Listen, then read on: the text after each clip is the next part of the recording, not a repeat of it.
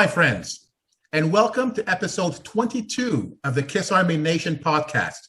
We are your hosts, Pasquale Veri. And I'm Claudius Berra. Welcome to the show, everyone.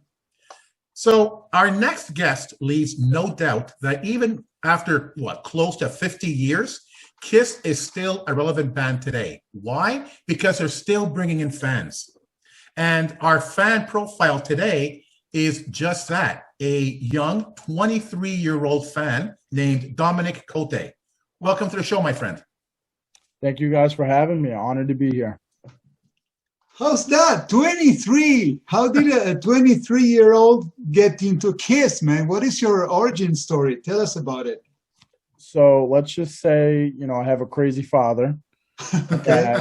that decided to my brother's 28, 29. His first concert was Psycho Circus at 6. Okay. And, my first concert was World Domination 2003 with Aerosmith. That was my 5 years old. So he, at a very young age, I can't remember a time I didn't love Kiss. I didn't go to a Kiss concert. Ever since I was 5, I've been to every single Kiss concert in New England pretty much. Wow.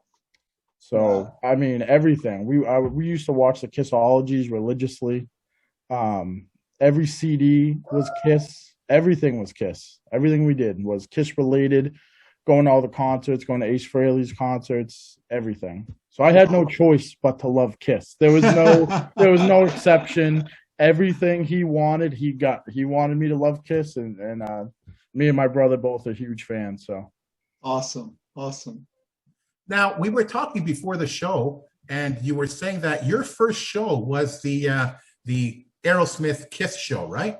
yes, I was about to say Kiss Aerosmith because that was the only Kiss tour that I missed, post 90s, because I refused to go to it because Kiss opens for no one, in my opinion. Now, how was that concert for you? So I remember being very young, being on my dad's shoulders. That's what I remember mostly is watching. I don't remember Aerosmith. And I used to say that I didn't know my first concert was Kiss and Aerosmith. For the longest time, I was trying to figure out who Kiss played with because I believe they played with Ted Nugent around that time. So I wasn't sure if it was Ted Nugent, Aerosmith. I didn't know. And my dad goes, well, technically you went to the Kiss and Aerosmith concert, but you made it through Kiss. As soon as Aerosmith came on, you wanted to go home. You did not. You weren't having Steven Tyler. You didn't care they were a Boston homegrown band. You just wanted to go home, and we left. So, Okay, so you were 5. So you were 5 years old when you saw that show. 5. Yep, I was born 1998. Psycho Circus. So 2003. I've been 5. Yep. And you actually remember the show?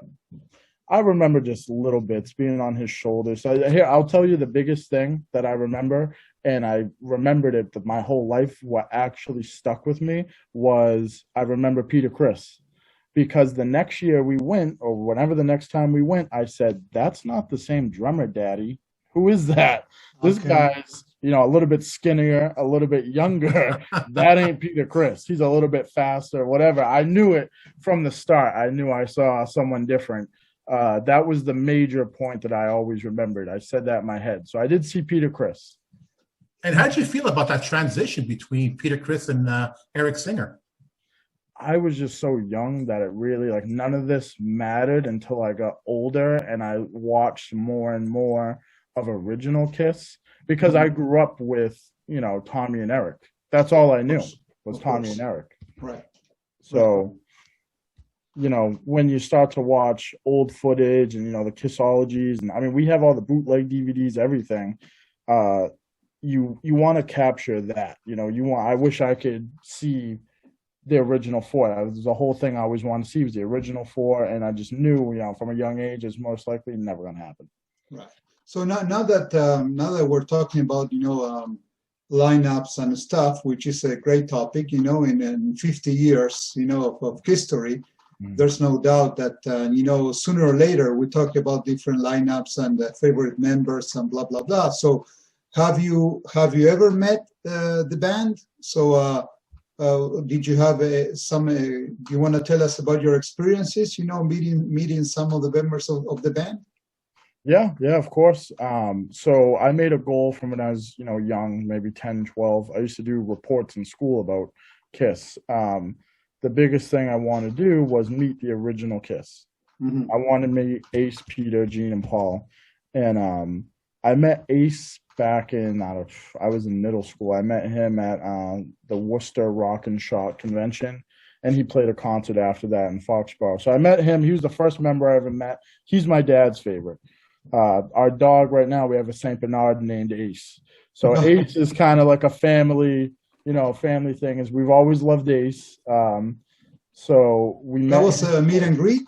It was a kind of Yeah. So he did a signing at a convention. Met him. Kind of quiet. Out of the four, I would say he talked the least. Out of the four that I met. Then again, I was really young, so I didn't talk as much either. But he was really nice, really cool. I mean. There wasn't a lot of kids meeting him. When I went to that show, I was really probably the youngest person there. Mhm. But throughout the years, I've met Paul Stanley at his book signing in Boston. Okay. Stop. You were there? Yes. Okay. Do you remember a guy that was filming for a video? And at one point he was, he had like these, what do you call those things in things? What do you call those things? The mamushkas. Yeah. Okay. Yeah. He was raffling those things off for prizes. Do you remember that? I do not remember that. Okay, because I was there. Okay. Wow. I was there. That was me. So we probably, you know what? I'm going to go through my pictures again in my videos. I may have seen you. I have pictures of me actually in my room upstairs of me with that. I think I was like 15, 16. I'm wearing my Kiss Monster shirt. So we went towards the end of the line. Me and my dad showed up a little bit later. But that was, to meet Paul, to me, that was really, really, that was different. I knew the band a little bit more. I was more experienced with Kiss, more of an adult mindset. So to meet Paul was like a huge deal. Okay. And it was around the same time because I was comparing. I met Bobby Orr. If you guys are Canadians, met Bobby Orr. I compared meeting Paul Stanley to Bobby Orr. Oh wow! I was like, those two to me was like huge, and Ace Frehley right up there. But meeting Paul, I was at the Boston book signing. I remember he did pictures, and me and my dad got pictures with him.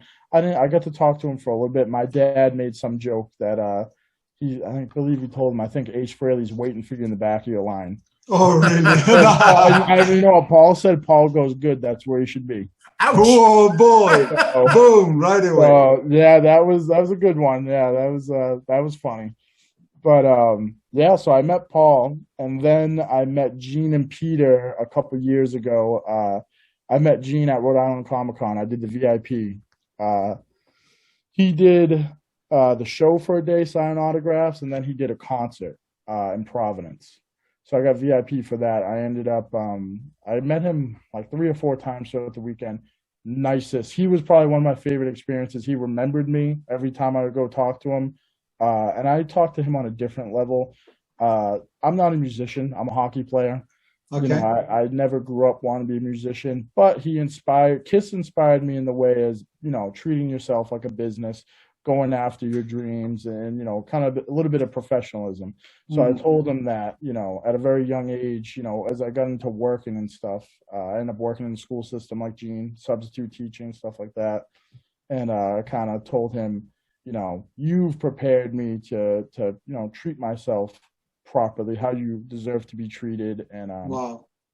And business wise, career wise, everything, I'll always be indebted to Kiss. So he loved that. You talk business with Gene, saying that you inspired me.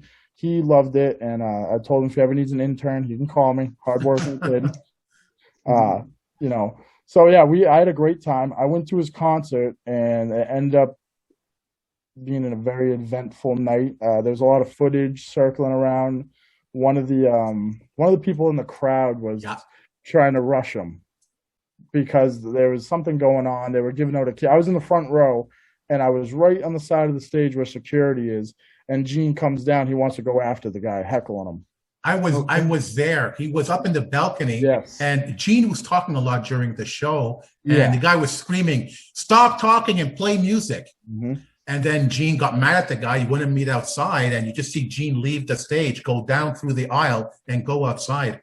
I don't know what happened to the guy though. He might have just taken off or something. I think he took off. He must have. Took off. But that's why I just kept. I have all of my videos on my phone. I never posted them. I wish I did because I was front row and I was right in the corner where he came down. So I was telling him, I go, Gene, do you want me to go up with you? I'll go with you. I'm a 18-year-old, 17-year-old big kid. I'll go with you.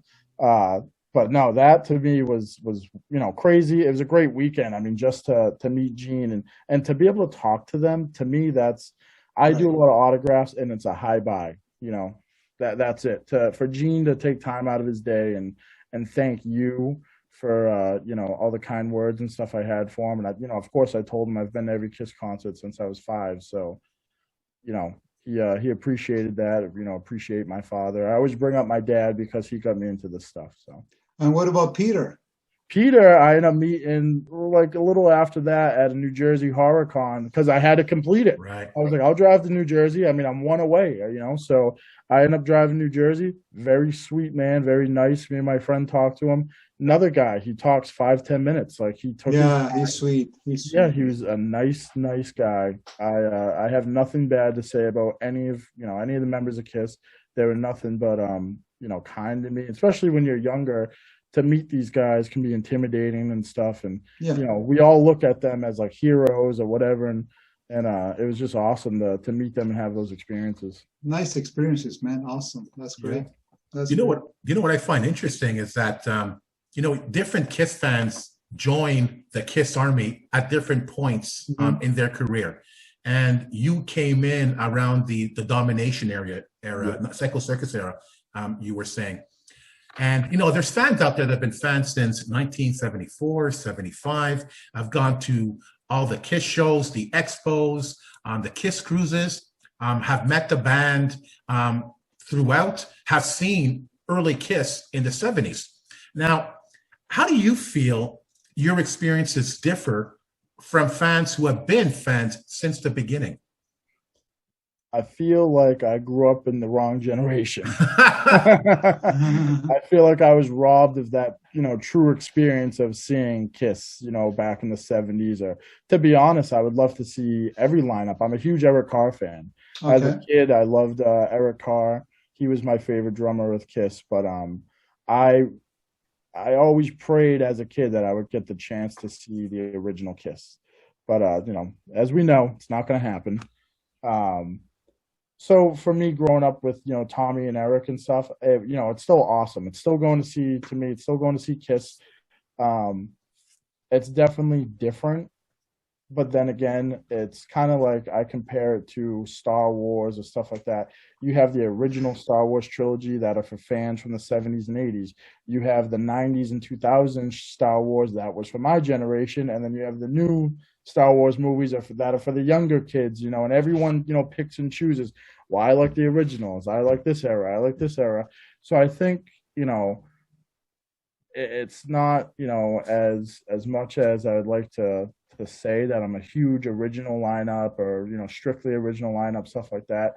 I love all eras of the band, and I'm at least happy that Kiss has been playing throughout my, 23 years that I could see them. Exactly. So I'm more grateful. And, Sonic, I remember being in school, and how cool is it you guys got to grow up with it, going to, go see them, do a live or et cetera, and go to the, record store and get those records. I remember going to Walmart and getting Sonic Boom. Mm-hmm. I remember going to pick up Monster. So I'll have those memories for the rest of my life. Of course. Monster, Sonic Boom. Unfortunately, like I said, I don't get the luxury that you guys have of all, going to the record stores, seeing Kiss in their true prime and stuff like that. But I'm just happy and grateful that I got the Kiss that I got, just because it's better than no Kiss. There you go. So that's Dom. That's really interesting, and it's captivating. The way you speak. Your passion. It really shows your passion for the band. And it doesn't matter if it's the 70s, the 80s, it's whatever, means the most to you. So if it's Sonic Boom, compared to Alive, it's whatever, it fits the bill for you. So it's interesting at the same time that, and we always talk about this with past. So, Kiss fans we have so many other things in common. Okay, not only the passion for the band and the music, but things like horror movies, comic books, and like you, pop culture. So tell us about it. This passion that you have for pop culture. So what is it about? So I have been a huge collector, because with Kiss, if you're a big time Kiss fan, you collect all the posters, all the merchandise. I'm a huge Kiss collector, of course, but I've always been a huge collector. Star Wars, anything vintage.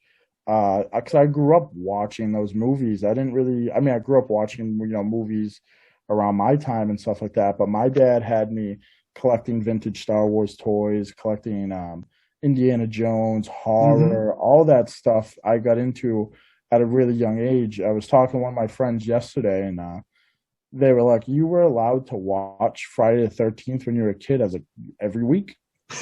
Like, what are you talking about? And it's funny when I meet these people nowadays, I can't help but bring up my dad and, talk about, I met Richard Dreyfuss from Jaws.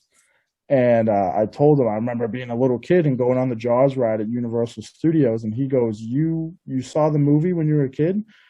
Yeah, I did. I watched it maybe 5, 6, 7 years old, something like that. There's something wrong with your dad. I said, no. It's just the opposite. Yeah, it's the opposite. I was like, he's the best. Yeah, of course he was kidding, but and then you notice a lot of my pictures they'll write a message to my dad. Thank you for showing your son our movies and stuff like that. Wow. So I in my mind, when I meet these people, it's kind of passing along the generation. I learned it from my dad. He showed me this. And I wanted to keep going. Of course. I think nowadays, there's a lot of younger people finding this stuff out. And I wish they knew it, years ago, because now I'm getting kids my age that are finally saying, hey, I like Kiss, I like Star Wars, I like this, I like that. But it's been taking a little while for younger fans to be attracted to this stuff. Yeah, because now it's a kind of a strange times, right? It's not the same as before, with the internet, with the phones, and with so much information, floating around. It's not like before that you had to go to the record store, you had to go to the movies, and that presence and the collectibles. But yeah, it's slowly, it's steady, it's coming back. Thanks God, it's coming back.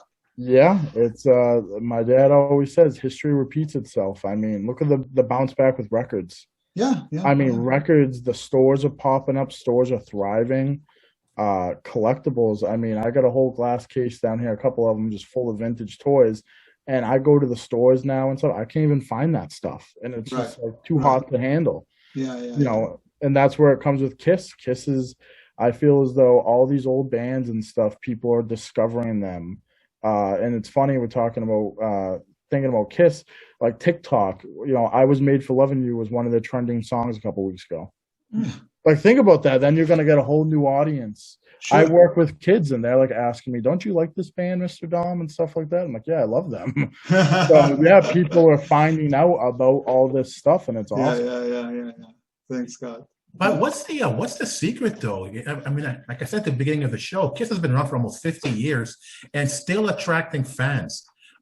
Is it something like you said, it comes down from your parents, or it's something that you see that interests you and you jump on that bandwagon? I think it's a little bit of both. I think that it's kind of being passed down because I remember when I started going to the concerts, ever since I was a kid, I've always seen there's been a lot of younger kids at Kiss concerts. But I always see that there's a lot of kids, there's grandkids now being brought to Kiss concerts. There's a lot of kids. And then you have like kids, like I said, my age, and like Claudio was saying, the internet. I mean, you hear a Kiss song in a movie, you can instantly look them up now and say, whoa, this is different. Right. Looking at them, that's like like you talk about pop culture. Kiss is larger than life. They're like superheroes. That was my, I was, captivated by them as a kid because just the way they looked. To me, that was like, whoa, the spaceman, the demon, the blood, all that stuff was just incredible. Yeah. So I think that will never go away. I think no matter what, Kiss is like etched themselves in history that they'll always be different, and people are attracted to different no matter what, because it's something that you don't see, something you'll never see again. Yeah, it's true. So that's interesting, because in a sense, the same reasons you got into Kiss are the same reasons we got into Kiss 40, 45 years ago. Yeah, makes no difference. Yeah, exactly. But I want to go back to something before I ask my next question about pop culture. Talking to a lot of fans, their favorite eras is when they got into it. Yep. So let me ask you, is your favorite era Psycho Circus? No, it's got to be the original era. I mean, the Alive and stuff like that. It's, to me, even though I wasn't there, I've just been, obsessed with that era for sure. Even though I like Eric Carr, like I said, Eric Carr is probably my favorite drummer. I've always loved the original Kiss lineup and the original 70s Kiss by far. I mean, even watching the documentary recently, that just solidified it even more, how much I love the original Kiss. Maybe it has something to do with your dad, right? Because maybe he kind of... Yeah, I mean, so here's another thing. My dad didn't see Kiss without the makeup. He refused. When they took the makeup off, he did not go to any Kiss concerts without the makeup. So he, for however long, 16 years, whatever it was his, his next concert. He did not go to any concert without the makeup. I love all lineups, but I think the original lineup is probably my favorite. But I love them all, like Tommy, Eric, and I think they're great guys. So I'll always love every single lineup. Mark St. John, Bruce Kulick, whoever it is. As long as it's a Kiss, I'm listening to it. There you go. So again, every single album. Go ahead. Again, I find it interesting that, talking to fans of any age, it's the same pattern, regardless of when we got into the band. And like in your case, Claudia was talking about how you got into pop culture. Yeah. A lot of Kiss fans end up doing side projects as a result of their passion for the band. And it's your passion for pop culture now that led you to organize your latest project. So yeah, you're organizing a project at 23 years old. I find that incredible. So tell our listeners, what's this event that you're planning? So I'm doing the first ever Bristol County Toy and Record Show. It's in Taunton, Massachusetts. The biggest idea was I think I see the shift a couple years ago. It wasn't cool, or there wasn't a lot of people that collected it, at least my age. And I think the biggest thing is I'm meeting friends my age that collect. Okay. I go out with one of my friends, Derek. He's a huge diehard Kiss fan.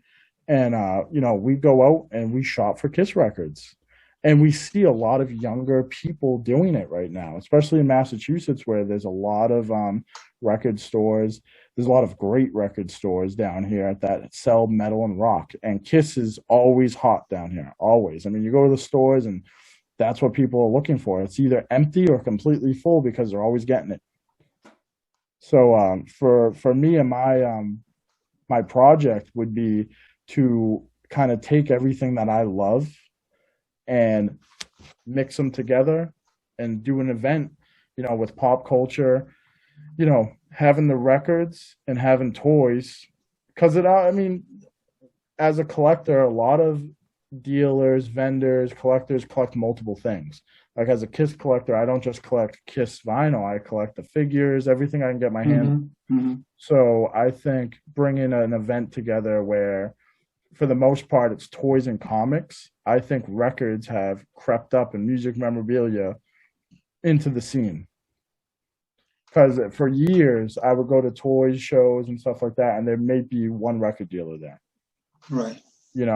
And I think that right now, the stuff is it's awesome. I mean, all this stuff coming out is just incredible. And the people buying it, it's just awesome to have the younger generation getting into it, and then you have the older generation, and they love to give back. When I go to these record stores and I meet these record dealers and stuff like that, they're all for it, for having the younger kids get into this stuff because they wanted to keep going. Right. And that's my thing. I just want to spread it out as much as I can, almost like a family event. And when is that gonna take place? Have you set up a date? I've set up the date for September 12th. It will be from 9 a.m. will be early admission. It's $10 for early admission, but it's $3 during the day, 10 to 5 p.m. We have free parking. We might have a capacity, and we're not sure with the COVID restrictions, whatever, but we'll have everything set up. I just got my banners in today. I ordered our logo is kind of like the Kiss Destroyer logo. So my banners came in today and they look awesome. Nice. I'm trying to make this as big as possible. I believe something, you learn, especially from Kiss, when I say business, is sometimes you got to give it your best. It might be my first show, but I want to give everything I can. I want to make this different. I want to make this better than just local touring record shows. I want to make it bigger. Well, if it's related to Kiss, it has to be big. It has to be the best. Exactly. Everything has to be bigger and bigger, right? Exactly. So, yeah. That's surprising, Dom. So this event hasn't even occurred yet. And I know that you're already planning your next move, your next event. So I know that you're in talks with Matt Starr. So how about that? I'm in talks with pretty much anyone that I can get my hands on that is willing to come out, meet fans, and tell their story. I'm a huge autograph collector. I love doing that. Okay. And I think there's a lot of people that, you don't have access to. I mean, for musicians, a lot of musicians don't do conventions. You go to conventions, it's old TV and film stars. You don't get a lot of musicians. And I would love to get anyone involved with Kiss or just any 80s, 70s rock, metal, whatever, just to, even hear them talk, meet and greet, I think would be awesome. I know there's one of the Kiss producers is from Rhode Island, Vinny. You guys are gonna have to help me out. So it's Vinny something. He co-wrote "I Was Made for Loving You." Vinny Poncia. Right. So I would love to get him down. It's a local event. We're in Massachusetts. We're maybe 25 minutes away from where he lives. Wow.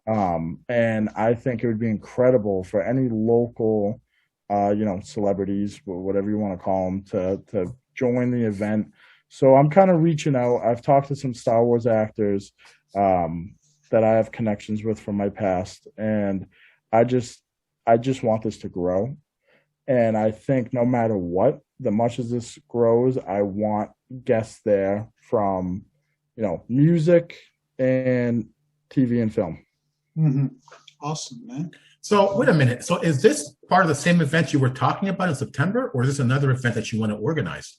So this is going to be probably like the second show. So what it is right now, the first show is booked, locked in for September 12th. Mm-hmm. And if I can possibly get a guest there, I'm working on it. It would have to be someone local. It's too expensive to fly people out right now. So the next show I'm booking or thinking about booking would be in December. And if this first show is, if it goes good, if there's a good turnout, I think I can upgrade, get a bigger venue, and try to bring in people. Maybe fly someone out. That's what I was thinking. And then the other event that I think I have a little bit of a plan would be if I can run maybe one of these shows every 3 to 4 months, the Bristol County Touring Record Show, run that as much as I can. Just kind of because we have a lot of local shows, and during COVID, we actually lost some local shows that stopped doing it. That's another reason why I'm putting this on. Mm-hmm. So if we could have the show maybe run for a year or two, and it's sufficient, it's doing well and well enough that we can upgrade, I would love to add a different event, which would be like a Kiss event. Oh wow, that would be awesome, man. So basically, what you're talking about is trying to build an audience for your event. So tell us about this Kiss Expo that you're trying to organize as well, or thinking of organizing. So the plan with that is I met down in New Hampshire. I was at Skeleton Records. If you've ever been there? Yes, I haven't been there yet, but when the borders open up, man, I'm there. What a selection of stuff. He's going to be a vendor at the show. Nice. So you have a pass. You have collector's fatigue, man. So you have to stop by. You say that, man. I know. But So yeah, I have about 3 or 4 Kiss dealers just at my show. So I was talking to Todd about it. He goes, you should run a Kiss show. He goes, you're getting all these Kiss dealers, and a lot of the Kiss crowd. You should, he's the one that kind of opened the thought to it. I've thought about it, but I want to run this show first and make sure I can have an audience. And if this show can run well, I think if you do a Kiss show, as you were saying earlier, you got to go all out. So if I can make this show, you know, a great little show. And like I said, I want to go all out. I'm doing banners. I'm even buying these wristbands, and it already is Kiss based. The logo is Kiss. It's not going to be a hard transition. Like I said, the logo is a Destroyer logo with Bristol County Touring Record. If we order wristbands, we're gonna consider ordering wristbands. It's gonna be all Kiss font. Everything and T-shirts will be kind of Kiss related. So I was just thinking it's already kind of a perfect transition to possibly running a Kiss show, a Kiss Expo. And I think New England would be a great host for that. I know they used to do them in the 90s. They used to do the Kiss cons and stuff. Now, I know in New Jersey, they organized what they called Kiss Marts. Yes. So basically, you had a few dealers, your opportunity, no guests, a few dealers to purchase Kiss stuff. Do you see yourself doing something a little bigger than a Kiss Mart, like having a few dealers and guests, or a full-out Kiss Expo? I think that maybe the first one we would then again, try to test the waters, but I would love to have guests. That's the whole goal. Is throughout years I've met a lot of people. I helped out at the South Coast Toy and Comic Show years ago getting autograph guests. I was in high school and I was getting talent from Star Wars to come here and sign autographs at 14 years old. So I've been networking for years. It's something I like to do. Almost being an agent is something I would love to do. So I reach out, to people and engage their interest. So I've reached out to a lot of people that are Kiss related, and that's in the back of my head, making that connection is for if I run this Kiss show, engaging their interest. And it might be people that haven't done a Kiss Expo, talking about like Vinny Ponce and stuff like that. That'd be amazing. Oh yeah. To do something like that. So I'm kind of trying to make these little connections and stuff like that just for a future event. I would want guests there, and then if we get, high profile, who knows, Bruce Kulick would be amazing. And, in a couple of years, who knows? I mean, Eric and Tommy will be available. And if the bigger and bigger this gets, Gene and Paul might be available too. Who knows? Yeah. So I think there's definitely a future for this event. It's just getting it off the ground. That's going to be tough.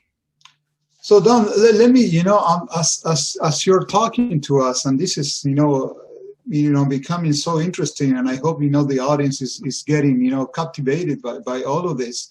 I have to ask you this question, man. So here you're talking about organizing these high profile events, and you're only 23 years old, okay, which is great. I love to get to know guys like you that at 23 they are so ambitious in the Kiss world. But do you feel that as a young fan organizing these kind of events, because of your age, people might not take you seriously as if these high profile events were run by a more seasoned fan or something like that? Of course, and I think that's why I didn't want to jump right into a Kiss show. I didn't want to do that. Yeah, I definitely, I believe with, it takes experience. I mean, to be honest, as much as I think I know what I'm doing, who knows? We'll see how it comes down. I love the business world. I love marketing, advertising. I'm so grateful that you guys even let me on here. And like I said, this is a connection where if we run a show, if I end up running a Kiss show, I know I can have you guys do maybe a live broadcast. Like making these connections and stuff is giving the possibility of making that show real. Absolutely. And I think that with doing that for the next year or two, making connections and stuff like that, and making it a reality, is I think it would be successful. But I think if I just jumped right into it, no way, because I wouldn't have a lot of connections. You got to go out and meet people, and I think I'm so grateful for the Kiss fans and stuff that I've met. Like I said, Todd is incredible. And I got some more members of the Kiss Army, like I said, that are going to be vendors at the show. That if that grows and grows, and I keep meeting more Kiss dealers, more people passionate about Kiss and stuff, the show will definitely have a little cult following, and that you guys, everyone wants to help out. So I think that would be the best way to go about it. I think if I jumped right into it, there's no way. Good answer. Okay, that's good. That's good. Good. So before we wrap up, there is a cool podcast out there. It's a new podcast called Kiss Army Things. I don't know if you've listened to it, but it really focuses on the point of view of young fans.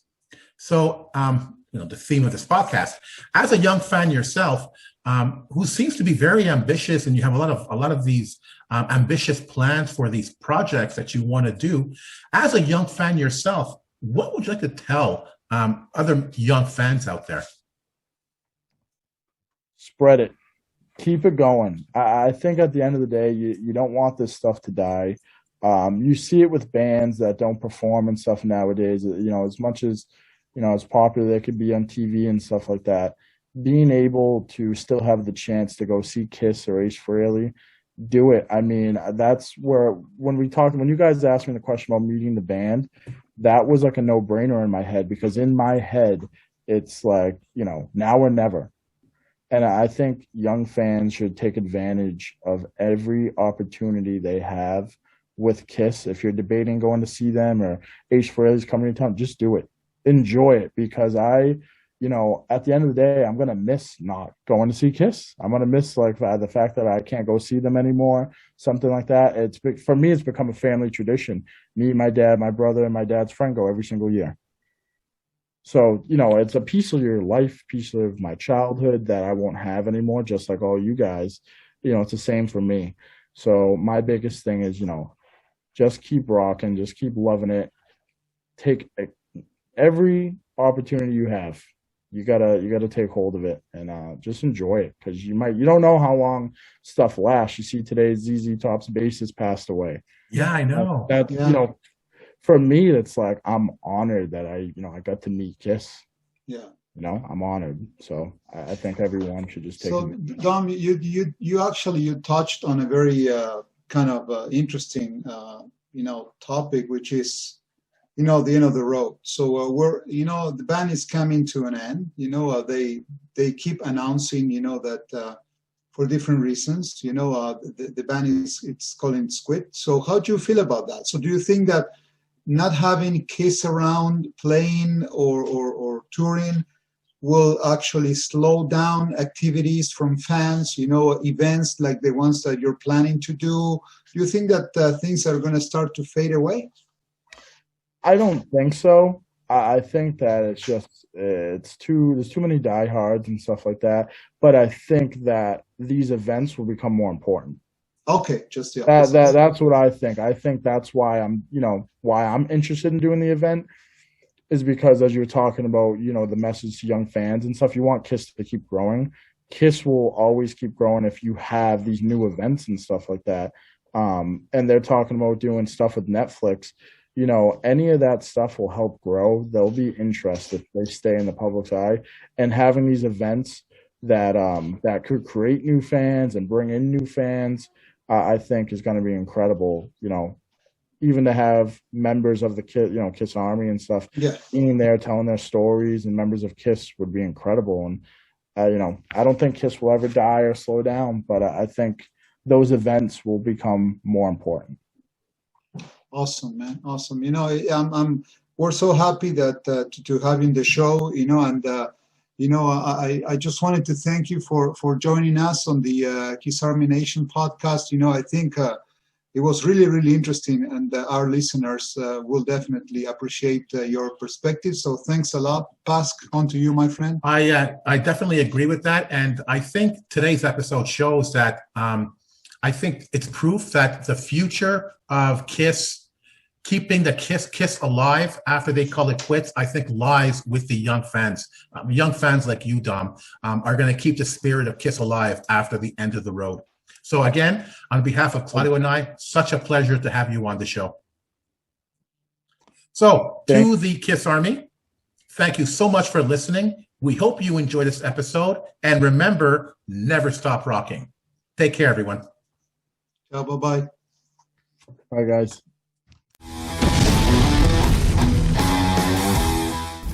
The KISS Army Nation podcast has partnered up with Click T-Shop to offer our listeners a high-quality t-shirt with graphic design by Xander Graphics. Check out Click T-Shop at clickteeshop.com.